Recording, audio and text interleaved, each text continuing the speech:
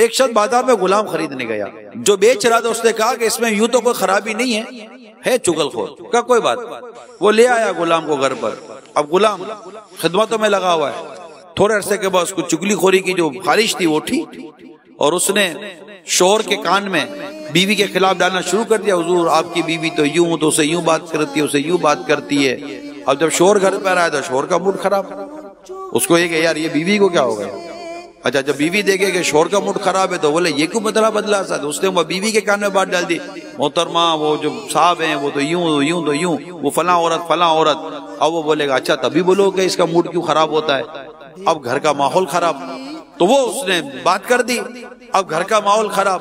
اس نے کہا کہ بیم صاحب اب تو آپ کے گھر کا ماحول یوں ہو گیا، آپ مجھے کام کریں کہ وہ جب صاحب رات کو سوئے نا تو صاحب کے یا مطلب کہ داڑھی کے یا گردن کے کہیں کے کہا ہوگا وہاں کے تھوڑے بال مجھے کاٹ کر دے دیجئے گا، تو میں انشاءاللہ اس کو کچھ پڑا ورا کر دے دوں گا تو یہ صاحب کا معاملہ صحیح ہو جائے گا۔ کہا اچھا ہو جائے گا۔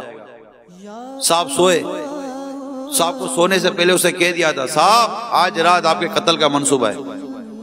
اب صاحب کو کہاں نیند آئے گی، صاحب انتظار کر رہے ہیں کہ کب حملہ ہوتا ہے۔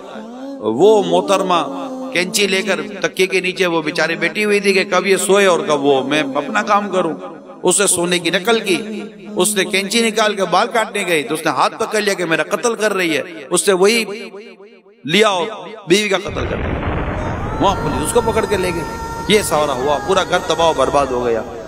کسی کی باتوں میں آنا چاہیے یوں، کوئی باہر کا آدمی آ کر آپ کے گھر میں لڑائی کرا کر چلا جائے گا، کوئی پڑوسی آ کر پڑوسی کے گھر میں لڑائی کرا کر چلا جائے گا۔ میں آپ کو بہت سمپل سی بات کرتا ہوں، دو چار والی بات کرتا ہوں۔ آپ کو کسی کے بارے میں پتا چلا کہ اسی ایسا، کوئی آ کر کہتا ہے یہ ایسا، آپ ڈائریکٹ اس سے تصدیق کر لو، ٹھنڈے دل سے بیٹھ کر تصدیق کرے، لڑا لڑی نہیں کرے، مارا ماری نہیں۔ یہ کیا ہے، یہ کیا تماشا مچا کے رکھا ہے، یہ کوئی طریقہ ہے، مجھے تم سے یہ امید نہیں تھی۔ اتنی ساری بحث کرنے کی کیا ضرورت ہے؟ کب تک بدگمانیوں کے ساتھ جیتے رہیں گے؟ بدگمانی حرام اور جہنم میں لے جانے والا کام ہے۔